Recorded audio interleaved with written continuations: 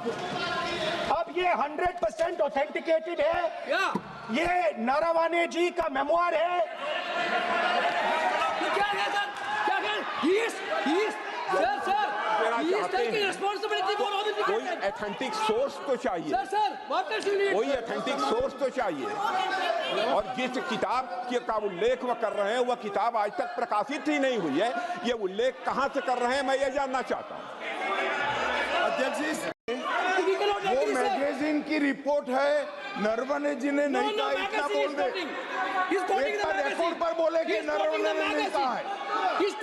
रक्षा मंत्री जी इतना ही कह रहे हैं कि नरवणे जी की पुस्तक को आप रिफर कर रहे हो तो वो प्रकाशित हुई या नहीं हुई, वो स्पष्टता करें। नरवणे की रिपोर्ट नहीं है, नरवणे का पुस्तक नहीं है, इतना स्पष्टता करे। मैगजीन तो कुछ भी लिख सकता है।